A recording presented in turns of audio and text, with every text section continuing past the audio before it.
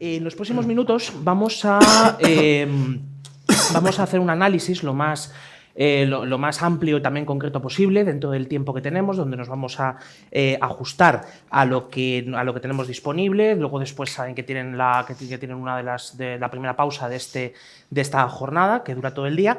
Y para ello quería comentar, por un lado, pues el nivel de los expertos y sobre todo de poder contar con tres personas pues que aparte de conocidos y conocidos también por ustedes como referentes a la hora de hacer análisis económico en España, una profesión y sobre todo una cosa que en los últimos tiempos pues se ha complicado un poco por los datos, según los leamos podemos encontrar algún tipo de interpretación distinta, pero como con los economistas intentamos ser siempre lo más objetivos posible, sobre todo cuando las tres personas que estamos, las cuatro que estamos aquí en esta mesa, pues tenemos que ganarnos la vida en el mercado y por tanto tenemos que hacer el análisis más objetivo y que sea más útil para todos ustedes. Un poco por orden de aquí, justo a mi derecha, está Aurelio García del Barrio, que es el director del MBA del Instituto de Estudios Bursátiles, María Jesús Fernández, que es la economista de la Fundación de las Cajas de Ahorros, de Funcas, y Rosa Dulce, que es la economista jefe de Deutsche Bank en España.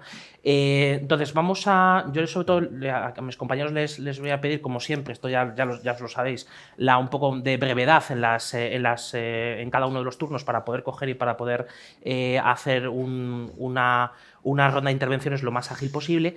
Y pues me gustaría empezar por ti, Rosa. Entonces, lo primero que vamos a tratar, si os parece bien, vamos a intentar hacer una foto lo más general posible de cómo está en este momento la situación económica. Es decir, todos, yo creo que probablemente, no sé si estaréis de acuerdo conmigo, una de las cosas que estamos viviendo en estas últimas semanas es que el riesgo que teníamos de recesión el año pasado pues no parece ser tanto en el caso de España. En algunos países europeos sí que ya tenemos algún dato un poco más preocupante, como es el caso de Alemania, pero desde vuestra visión, esta primera ronda, ¿cómo veis en este momento la situación económica tanto en el contexto internacional, en el caso de España, y a partir de ahí pues empezamos a desgranar algunos aspectos de empleo, inflación, también los tipos de interés, mercados financieros, etcétera? Rosa. Vale, bueno, pues voy a ser breve, como tú bien dices, entre eso y porque además tengo poca voz. Lo has comentado, ¿no? Yo creo que si miramos cómo está ahora el sentimiento económico general y lo que había hace 6 meses, ha cambiado bastante a mejor. En verano, después del verano, veíamos cómo había muchísimo miedo a que cuando se cerró del todo el gasoducto Nord Stream 1, a finales de agosto, vimos como que había un riesgo serio de que en Alemania se quedaran sin gas y vimos como además los industriales alemanes hicieron un ahorro enorme porque veían que si le daban a elegir al gobierno alemán entre cortar el gas a las familias y cortar el gas a las empresas, lo tenían clarísimo. Entonces hicieron una labor muy buena y muy fuerte de reducción de consumo, intentando que la producción cayera lo menos posible. En los últimos meses, claro, el gas es que ha ayudado mucho, porque el hecho de que los esfuerzos que ha hecho todos los países europeos para buscar fuentes alternativas de suministro, que el tiempo nos ha ayudado muchísimo, ¿no? Al final nos hemos colocado que el objetivo aquel que había a finales de noviembre, que teníamos que tener los inventarios de gas en el 80%, se cumplió, pero es que a día de hoy todavía tenemos más del 75% y hemos pasado diciembre, hemos pasado enero, estamos a mediados de febrero, o sea que realmente eso ha ayudado mucho a que mejore esa percepción. Luego, también los mensajes de los bancos centrales ya no son tan agresivos. Los datos nos están diciendo que las caídas de los índices de confianza no son tan... Y luego hay un punto muy importante y es que ha abierto China. China yo creo que es un punto fundamental. Se está notando mucho ya en Asia. Yo solamente en las celebraciones del Año Nuevo se está viendo cómo está pasando en China lo que pasó aquí en España y en el resto de Europa, ¿no? Cuando nos dejaron salir, salimos a darlo todo. Entonces, ellos están haciendo un poco lo mismo. Y eso, bueno, pues ha permitido que los datos sean mejores y que se traslade una percepción de que está claro que hay una desaceleración, está clarísimo, pero el riesgo de recesión yo creo que ha bajado bastante. Incluso los analistas o los economistas más agoreros están revisando el alza y hace 10 días el Fondo Monetario también revisó, ¿no? Fantástico, mil gracias, Rosa. María Jesús. Pues bueno, Efectivamente, la evolución de la economía no ha sido tan negativa como se pronosticaba a mediados de año. También hay que decir que yo creo que había una sensación en el ambiente como de crisis brutal inminente, como que la gente se esperaba algo parecido a lo que ocurrió en 2008, y eso no era, yo creo, lo que los que nos dedicamos a analizar la economía esperábamos tampoco, ¿no? Esperábamos pues quizás una caída del PIB en el cuarto trimestre del año pasado, primer trimestre de este, pero caídas de PIB pues, moderadas, no un desplome de la economía, ni muchísimo menos, y luego a partir del segundo trimestre una cierta recuperación, de tal modo que en el conjunto del año seguiría habiendo crecimiento, ¿no? Es decir, esperábamos sí, un impacto negativo de todas las circunstancias de crisis energética y tal que había, pero yo creo que la sensación que había, digamos, en la calle, en el ambiente, era mucho más catastrófica de lo que en realidad estábamos manejando. Como has dicho, pues efectivamente luego no se han cumplido los peores pronósticos porque los países europeos pues bueno, se han puesto las pilas, no solamente las empresas, y han rellenado los depósitos de gas mucho más rápidamente de lo que se esperaba o de lo que se pensaba que se podía hacer. No ha sido, por lo tanto, necesario que se recorte, que haya restricciones de gas en países europeos, que era algo que dábamos prácticamente por hecho durante el verano pasado, que iba a tener que haber recortes y restricciones en el uso del gas. Eso ya ha desaparecido, ese riesgo. Y luego, por otra, ya han bajado los precios. En los últimos meses del año bajaron mucho los precios de los productos energéticos, ¿no? Todo eso ha ayudado bastante. De hecho, había muchas empresas en España muy intensivas en energía que estaban parando su actividad, habían parado su actividad productiva, y bueno, parece que han vuelto otra vez, ¿no? Han vuelto otra vez a funcionar. Y luego también hay otro elemento más que yo creo que es que el consumo de los hogares ha aguantado bastante mejor de lo que se esperaba, ¿no? Esperábamos que el encarecimiento de la cesta de la compra y la pérdida de capacidad adquisitiva tuviera un impacto bastante mayor en el gasto, ¿no? en el volumen de gasto de los consumidores, y tampoco ha sido así. Tampoco ha sido así. Bueno, sí. No, ya está. Muy bien, muchas gracias, María Jesús. Aurelio. Bueno, hay una realidad que es que la economía mundial está acelerando. Este va a ser un año complicado, y probablemente el 2024 también siga siendo un año complicado para la mayoría de las economías. A mí, más que preocuparme la recesión en sí, que podríamos hablar que, bueno, la Unión Europea es probable que en algún momento tenga una situación recesionaria, y países como Alemania, Italia, bueno, o Reino Unido, sin estar dentro de la Unión, pero formando parte de Europa como territorio, pues también estén en territorios de recesión en algún momento, pero creo que van a ser más que nada coyunturales. Lo que sí que es preocupante es la situación de ese bajo crecimiento económico, una situación inflacionaria como la que estamos viviendo, y además es verdad que la inflación también, y supongo que hablaremos más en profundidad de ella, se va a suavizar este año respecto al repunte, a los picos que hemos visto el año pasado, pero es cierto que todavía la inflación va a estar más alta, va a estar por encima del crecimiento, y ahí nos encontramos ante una situación deflacionaria, llamémosle como lo queramos llamar, con lo cual las políticas económicas, tanto monetarias como fiscales, son contradictorias a la hora de luchar entre el hawkish versus dovish, ¿no? O sea, ¿qué hacemos? ¿Intentamos controlar la inflación o potenciamos el crecimiento? Ahora mismo los bancos centrales claramente han apostado por frenar esa situación inflacionaria, que además es de distinta índole en Estados Unidos como en Europa, ¿no? En Estados Unidos vemos que viene mucho más determinada por el lado de la demanda, mientras que en Europa pues aproximadamente un 70% viene producida por eso de oferta, y por lo tanto la subida de tipos de interés no ayudará tanto a solucionar el problema inflacionario en Europa como en Estados Unidos, ¿no? Hablemos a partir de esto. O sea, hemos hecho el dibujo de la panorámica general.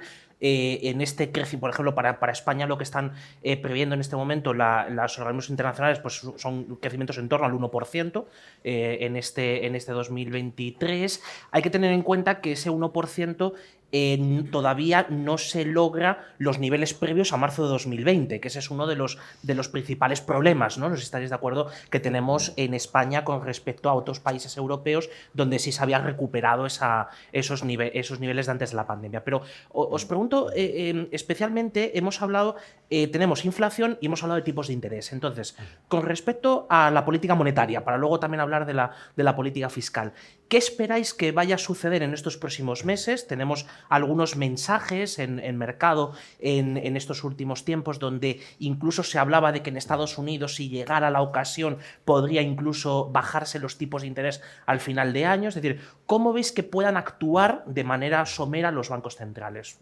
¿Quién queráis? A ver, yo creo que lo has dicho. Bueno, el BCE no lo ha dicho ya. El BCE subió la semana pasada y ya nos ha dicho que en marzo va a subir 50 puntos y además va a aprovechar para actualizar previsiones y a partir de ahí ya lo que están diciendo es depende de los datos. Yo creo que venimos de una situación muy anómala. Los propios bancos centrales están en terreno desconocido porque, lo ha comentado antes María Jesús, al final el consumo prácticamente no ha caído, pero ha caído mucho menos de lo esperado para una subida de tipos tan agresiva. Esto en cualquier otro momento de la historia hubiera sido un efecto muy negativo sobre la economía.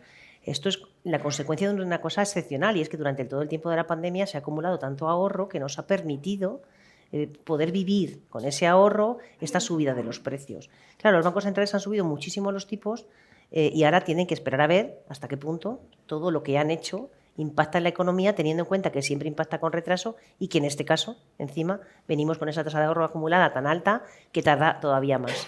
Y están en ese impasse, ¿no? Yo creo que la Reserva Federal, que empezó antes, está muy cerca del final, ya subió 25 en vez de 50, es probable que suba 25 otra vez en marzo, es probable que vuelva a subir incluso otros 25 en mayo, a primeros de mayo, y probablemente ahí va a terminar. El mercado está descontando que los tipos de la FED se van a quedar entre el 5 y 5,25 y ahora están en el 4,5, entonces... En el caso del BCE va a subir 50, es probable que siga subiendo, pero ahora el mercado está descontando entre 3 y 3,5, o sea, no más allá de eso. Y eso casi ya está en los precios, porque cuando miras lo que cotizan ya el Euribor y los mercados interbancarios, ya están ahí. Entonces, margen de mucha más subida yo creo que no, a menos que realmente no veamos que la inflación empieza a doblegarse. Pero incluso ahí yo creo que a partir de marzo, que tendremos un efecto base que nos va a ayudar, porque claro, al final la guerra empezó en febrero, a partir de marzo empezó a subir los precios, tendríamos la excusa para no tener que subir y esperar a ver qué pasa, teniendo en cuenta que, lo ha comentado también Aurelio, ¿no? Yo creo que los tipos no, o sea, la inflación no va a volver al 2% ni este año, y probablemente en el mejor de los casos ya para finales de 2024, primero de 2025. Bajar los tipos está en mercado, algunos analistas piensan que pueden bajar en Estados Unidos, nosotros ahora mismo de Deutsche no lo vemos porque no creemos que la economía americana vaya a entrar en una recesión que justifique que tengan que bajar los tipos. Pero mucho más allá de lo que se cuenta el mercado no deberían de subir, yo creo. María Jesús, con una cosa más que comentaba Rosa, que es la variable del ahorro, ¿no? De cómo en estos últimos, desde la pandemia, pues la bolsa de ahorro extraordinaria que se creó ha sido la que ha permitido que el consumo, y comentabas antes, María Jesús, el tema de consumo de las familias, de cómo había resistido mejor de lo que se esperaba. Sí, el tema del ahorro acumulado es uno más de los muchos factores que han dificultado mucho a la hora de hacer previsiones o de estimar qué es lo que puede suceder en la economía y por dónde puede evolucionar las diferentes variables macroeconómicas, ¿no? Se había generado un volumen de sobreahorro, digamos, o ahorro forzoso bastante importante que no sabemos o no sabíamos y seguimos sin saber exactamente cómo puede esto influir en las decisiones posteriores de consumo o de inversión de los hogares. Por ejemplo, durante el año 2021 aumentó mucho la compra de viviendas, da la sensación de que ese ahorro acumulado en buena parte se dirigió, o por lo menos por ciertos grupos de la población, hacia la compra de vivienda, pero por otra parte es posible efectivamente que sea uno de los factores que explican que en la segunda mitad del año pasado el consumo haya aguantado mejor de lo que esperábamos, ¿no?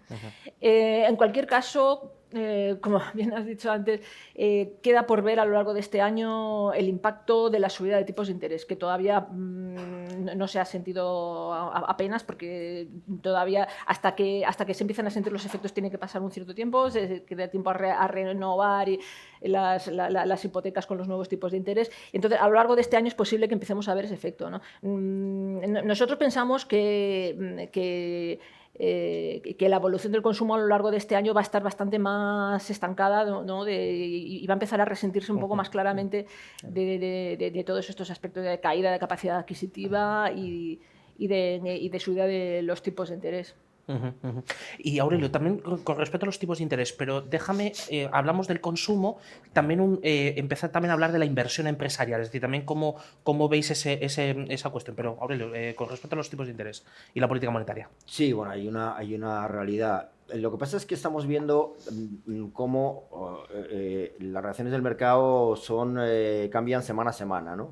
Y yo creo que el análisis vamos a tener que hacerlo pues prácticamente mes a mes, dependiendo de las decisiones que vayan tomando los dos principales bancos centrales del mundo, como son la FED y el Banco Central Europeo.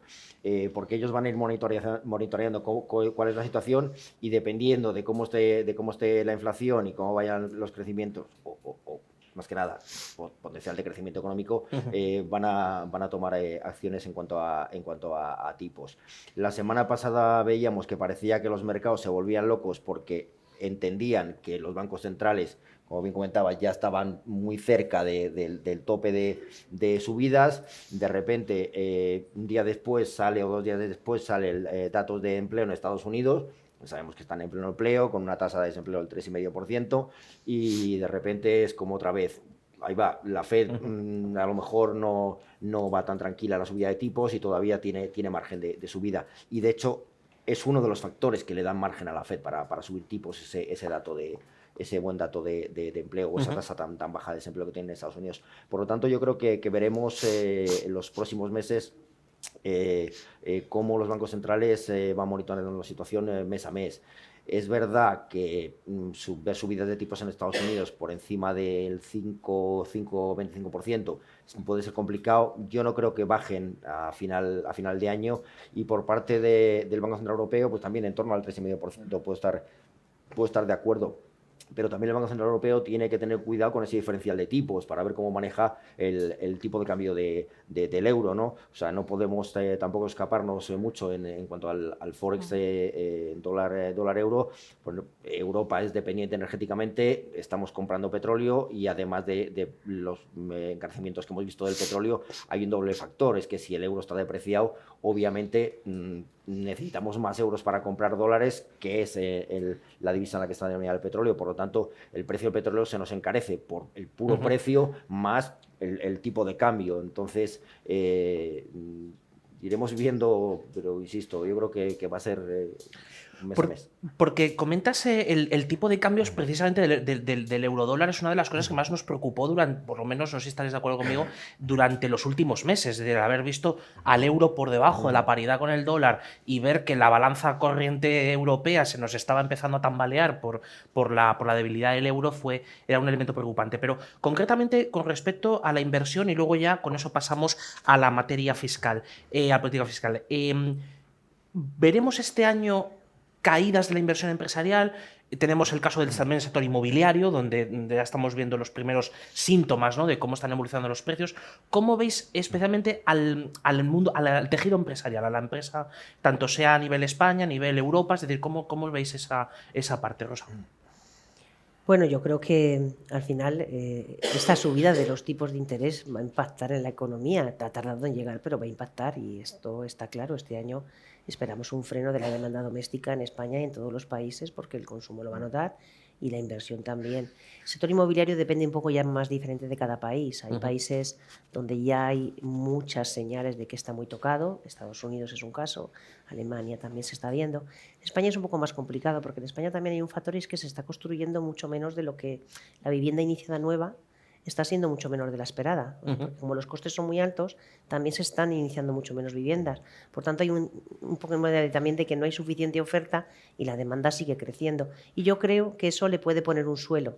O sea, es decir, que no vamos a ver, porque también es verdad que durante 2021 y 2022 hemos visto cómo también se adelantaban las hipotecas porque subían los tipos y te interesaba cerrarlo lo antes posible. Claro. Ese efecto ya probablemente no le vamos a ver, y vamos a ver un enfriamiento.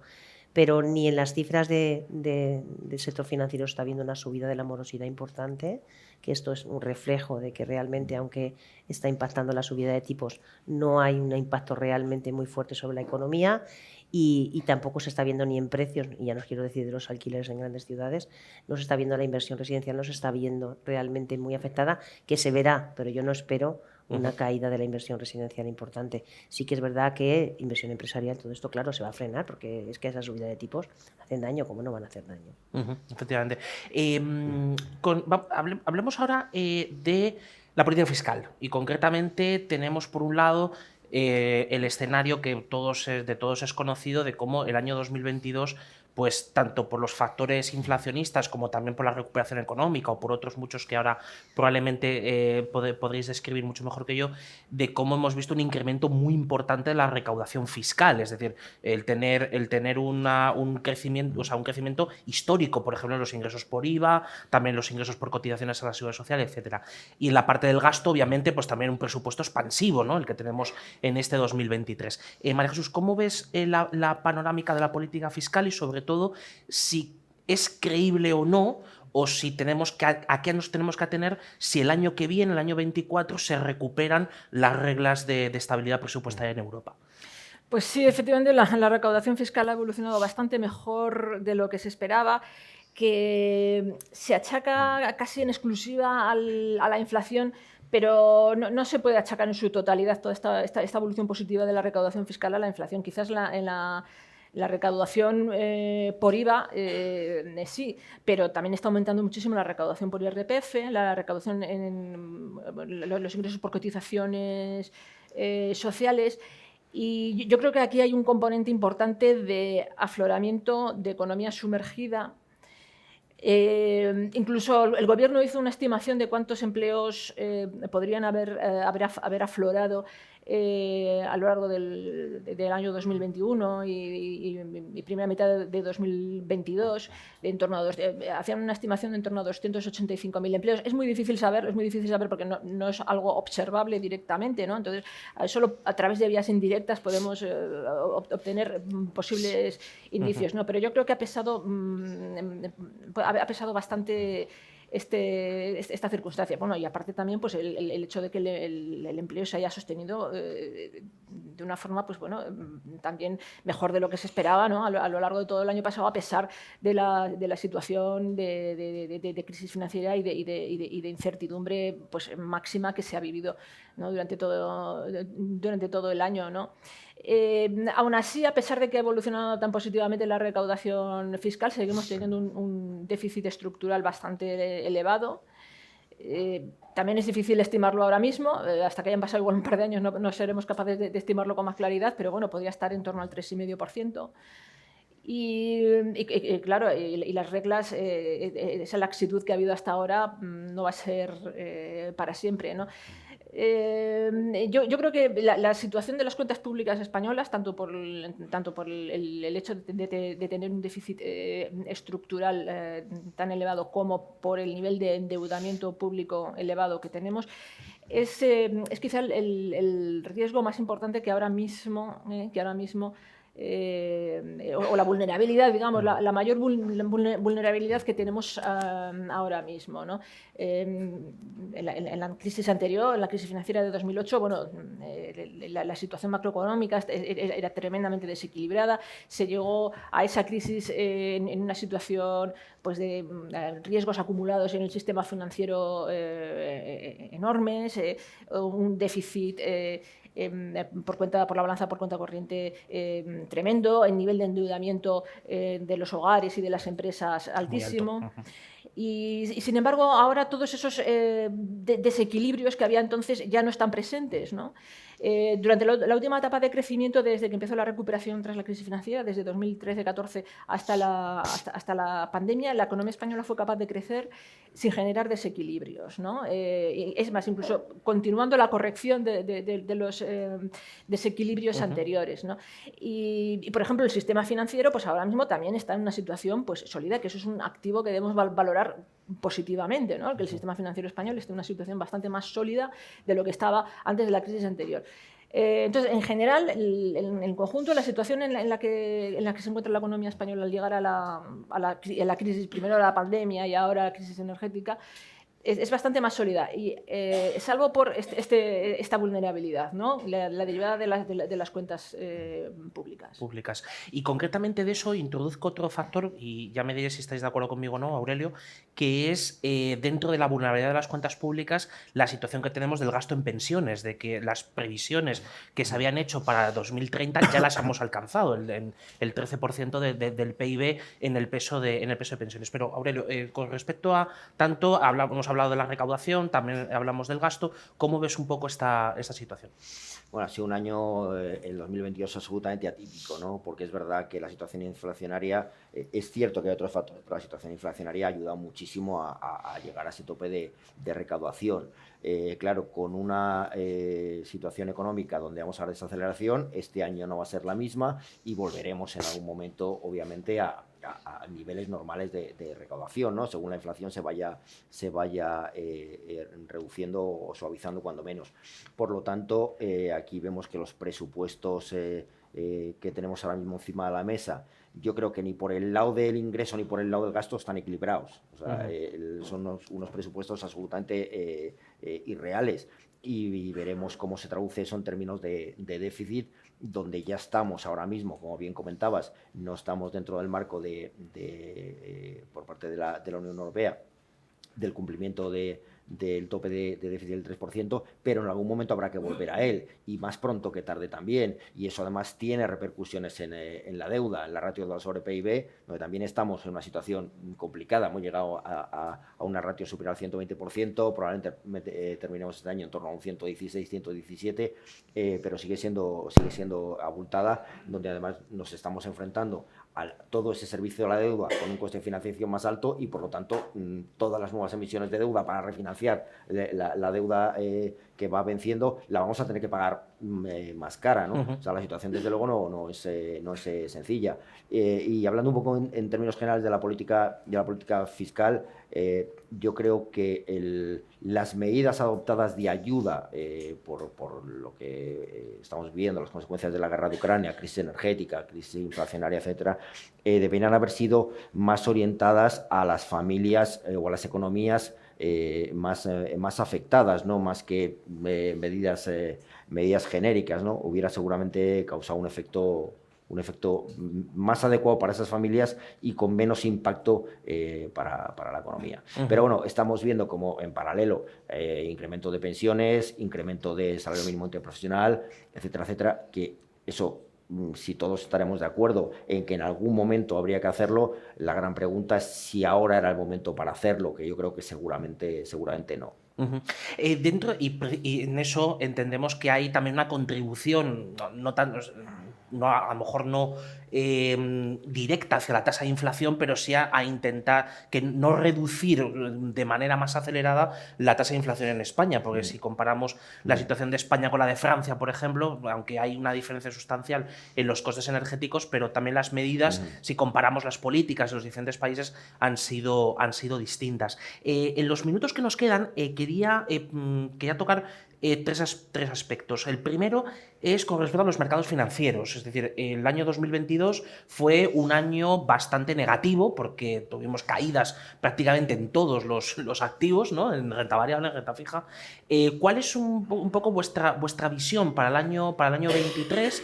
Podéis centraros en los mercados que consideréis oportunos, y luego concretamente introducir un elemento que no deja de llamar la atención, que probablemente muchos de los clientes, de los gestores que tenemos aquí con nosotros, incluso de las personas del público, los que nos están viendo, que es esta imagen llamativa de las colas en el Banco de España, en las sucursales del Banco de España, para comprar letras del Tesoro. Entonces, en eso, Rosa, no sé cómo ves el 2023 financiero. A ver, el 2022 fue un año horrible porque se dio la tormenta perfecta. Uno está acostumbrado a que puedes tener un año malo en bolsa, y la gente que invierte en bolsa sabe que caiga un 20%, pues hombre, esto ya uno lo sabe.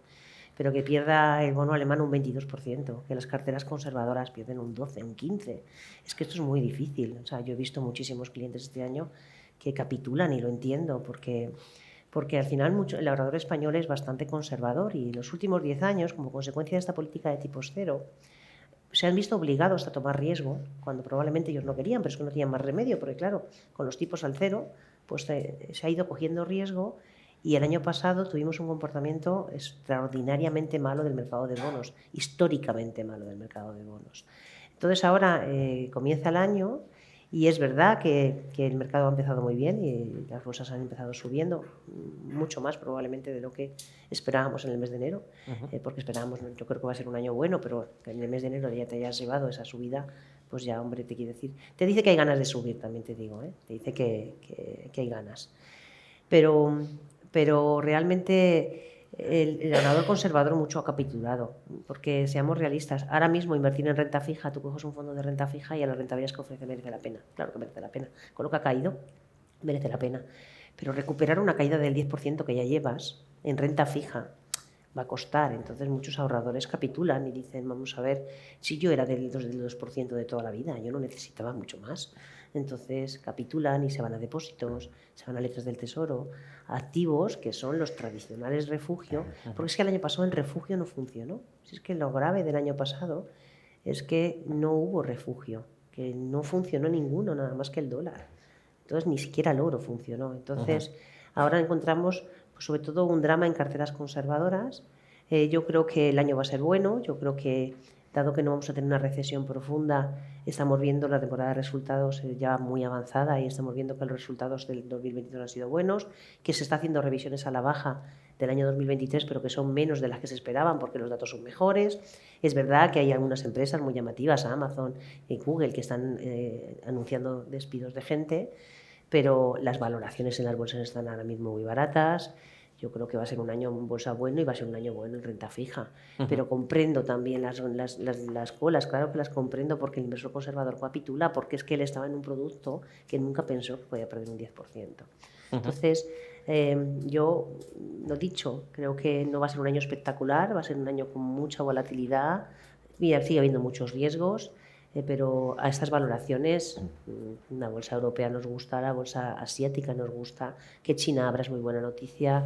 En bonos, ahora mismo no hace falta que te vayas a riesgo porque los bonos públicos, los bonos corporativos de calidad te dan rentabilidades suficientes. Yo creo que no va a ser un año malo para el mercado, la verdad. María Jesús, con respecto a esto. Sí, yo también veo un año muy volátil.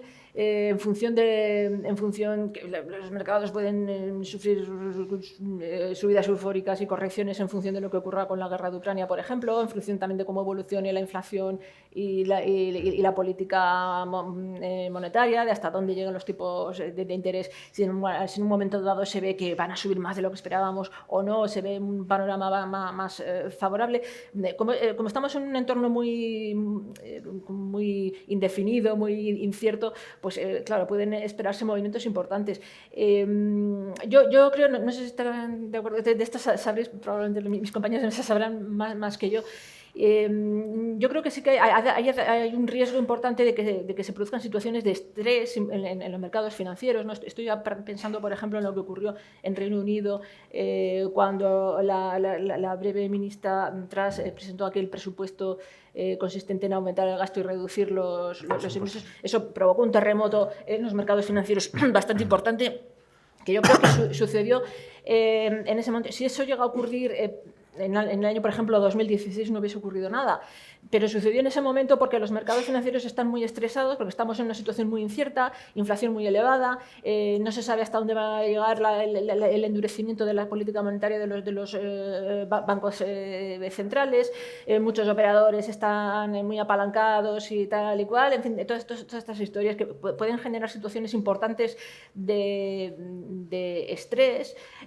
Puede ocurrir cualquier accidente, tipo esto que sucedió en Reino Unido, pues puede ocurrir en Europa, alguna circunstancia en la que ahora no pensamos y que como consecuencia de esa situación pues de estrés, digamos, de incertidumbre, pueda generar alguna situación problemática, ¿no? Yo pienso, como digo, no sé si pensaréis lo veréis de la misma manera, y que yo creo que sería lo que más, el riesgo más importante al que nos enfrentaríamos, por ejemplo, en el caso de España, Por el tema, retomo lo que hablaba antes de nuestra principal vulnerabilidad, que es nuestro elevado nivel de endeudamiento público y de déficit, ¿no? Porque en una situación así, claro, los inversores huyen de aquellos activos que generan menos confianza, y esta situación, esta circunstancia podría dar lugar a una huida de la deuda española, ¿no? Porque además en este mes de febrero es cuando el Banco Central Europeo empieza a hacer las recompras de los la salida, la esterilización de la masa monetaria a partir de marzo. A partir de marzo, perdón. Y eso pues puede provocar que reaparezca la prima de riesgo, ¿no? Habrá que ver cómo reaccionan los mercados cuando eso empiece a suceder. Aurelio, tenemos 2 minutos más y ya os hago la última pregunta. Sí, bueno, básicamente hay un tema preocupante en nuestro caso, que es la inflación subyacente. El hecho de que esté, y seguramente la habíamos hasta cerca de final de año, por encima del índice general de inflación, quiere decir que los precios o ciertos precios se están anclando dentro de la economía y que no van a bajar.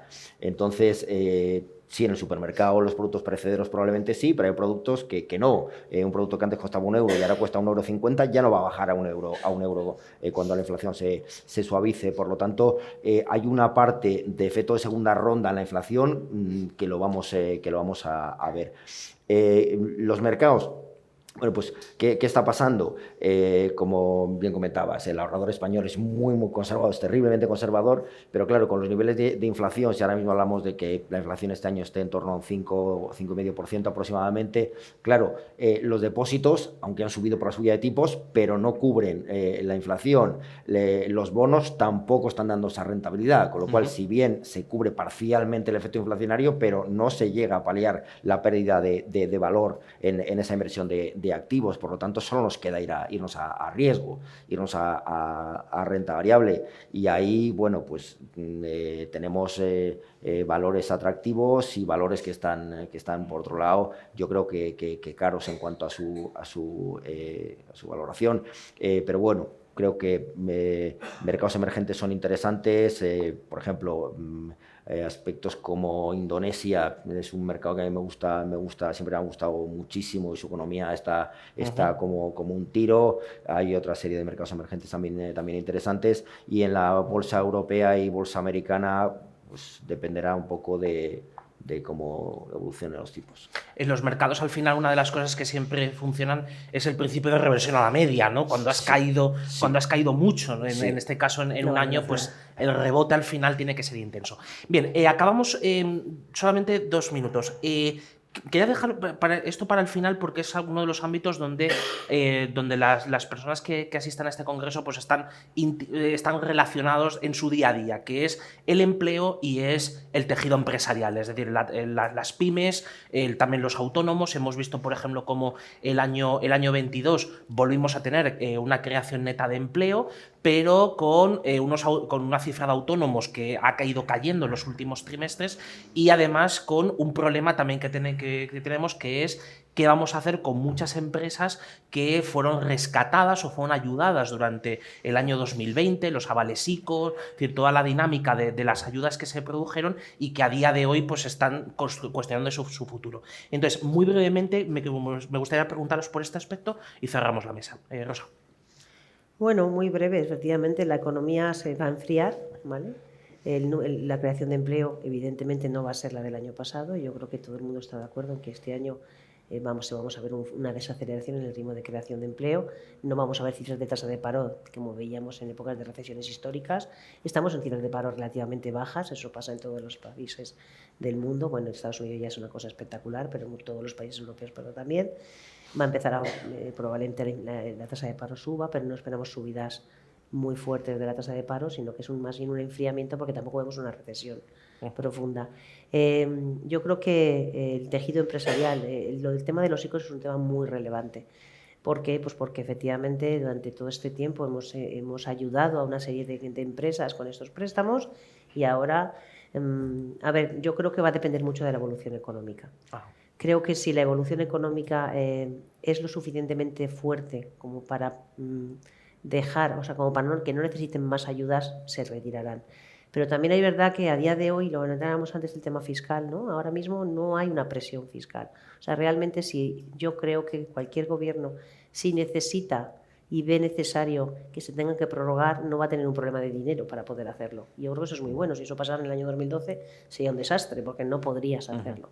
Yo creo aquí yo lo he comentado antes a Aurelio, yo creo que la política monetaria los bancos centrales están siguiendo los libros de economía que estudiamos hace muchos años, están haciendo lo que han hecho toda la vida, subir los tipos para enfriar la economía. La política fiscal ahora es muy complicada. Es muy complicada porque, primero, es muy difícil de explicar. Tú explícale al ciudadano de a pie que tú, como gobierno, estás recibiendo muchísimo más dinero que nunca y, sin embargo, no lo repartes a todo el mundo. Porque si lo repartes a todo el mundo, pasa lo que le pasó a Reino Unido. Y le haces trampas al Banco Central. El Banco Central sube los tipos para enfriar la economía. Si tú no dejas que la enfríe, tendré que subir más los tipos. Y te puedes meter en una crisis de deuda como parecía que se podía haber metido el Reino Unido, ¿no? Entonces, estamos en un entorno en que la política fiscal tiene que hacerse muy bien, muy cuidadosa. No puede ser, y en eso comparto con Aurelio, si haces medidas muy generalizadas, pues es mejor hacer medidas a quien lo necesite. Y en este caso sí que veo margen que pequeñas empresas que tienen estos préstamos ICO y que pueden necesitar de esa ayuda, es una ayuda muy dirigida que tiene sentido, igual que tienes que meter a las familias más vulnerables. Entonces, no me parece, creo que es un escenario que se puede dar y que en el escenario más negativo que tuviéramos que ir a ese tipo de ayudas, lo bueno es que habría política fiscal para poder hacerlo. Hay margen para poder hacerlo. María Jesús, con respecto a empleo, un poco las coordenadas que comentamos. Pues en el empleo sí que es cierto que ha habido ahí una evolución un poco contrastada entre el número de afiliados, por ejemplo, en autónomos y el de los asalariados, ¿no? Que se han sostenido bastante bien. Si la economía es capaz de sostener el número de empleados incluso en circunstancias pues, bueno, de desaceleración importante o de momentos de críticos de encarecimiento de la energía, pues evidentemente las circunstancias económicas evolucionarán de una manera bastante más favorable, ¿no? En este sentido, uno de los elementos que pueden estar favoreciendo el sostenimiento del empleo tanto en España como en el resto de Europa, no digamos ya en Estados Unidos, es que se percibe que hay dificultades en muchas empresas, en muchos sectores, para cubrir sus necesidades de mano de obra, ¿no? Yo cuando hablo con gente del mundo de la COE me lo dicen, hay sectores en los que hay problemas importantes, por ejemplo en la construcción. Hay obras que están paradas, a mí me contaban que hay obras que están paradas porque no encuentran trabajadores, a pesar de que la actividad se puede haber estado enfriando como consecuencia del encarecimiento de los costes, ¿no? Los transportistas también, que es una de las típicas demandas donde no encuentran choferes de camiones para poder... Efectivamente, sí. Y hay empresas que sienten preocupación ante la perspectiva de que a lo largo de los próximos 3-4 años se va a jubilar una parte muy importante de sus trabajadores y que dicen que no ven recambio generacional, ¿no? Y eso a pesar de la tasa de paro tan alta que tenemos, y lo cual nos dice mucho de ciertos problemas que hay, por ejemplo, con la formación, ¿no? Con el tema de la formación, que tenemos una proporción de la mano de obra sin formación que es elevadísimo, es impropio de un país desarrollado. O sea, el porcentaje que hay en España de mano de obra que no tiene formación de ningún tipo es obsceno, diría yo. O sea, el 30 y tantos %, cuando en el resto de países de Europa las cifras pues, en algunos países son del 10, 15... se mueven en esas cifras. Y yo creo que ahí hay un problema importante. Pero bueno, volviendo, que me he ido un poco por las ramas. El hecho de que las empresas vean esas dificultades para encontrar mano de obra o para el recambio generacional hacia los próximos años puede ser un factor que frene a las empresas a la hora de prescindir de mano de obra, incluso en situaciones pues, un poco críticas, ¿no? Y esto puede ser uno de los factores que explican que el empleo haya aguantado también tanto en España como en Europa, ¿no? Bueno, pues esperamos que esto más o menos pues, siga funcionando a lo largo del año 2023, pero efectivamente tampoco esperamos que haya una creación de empleo como la que hubo, por ejemplo, el año pasado, ¿no? Sobre todo en la primera mitad del año, ¿no? Aurelio, muy breve, por favor. Sí, yo creo que va a haber un repunte por la desaceleración económica, va a haber un repunte de desempleo, si bien no será muy acusado, pero a mí más que preocuparme medio punto más o medio punto menos de desempleo, con bueno, una pérdida de trabajo, de un puesto de trabajo es un drama personal y familiar, obviamente, pero lo que me preocupa es que un 13% de desempleo, números redondos, versus nuestros socios de la Comunidad Europea, donde la estamos duplicando, no comparemos ya con Estados Unidos, como decíamos antes, que están en un 3,5% en pleno empleo, con un desempleo estructural profundo, es lo que me parece realmente preocupante. Y ahí es verdad que hay un dato que marca todo eso, y empezamos ya desde todo el abandono escolar, o sea, empieza desde esos niveles, Formación. o sea, ya no es una cuestión de formación cuando las personas son mayores, es que el abandono escolar en España es muy superior al resto de los países, de Europa, y eso ya es uno de los problemas que nos marca para estar donde estamos y que la corrección de ese desempleo estructural sea muy complicada. Muy bien, pues millones de gracias, Rosa, María Jesús, Aurelio. Mil gracias también a la organización del Congreso y a todos los asistentes. Cualquier cosa, pues a su disposición. Muchas gracias. Gracias.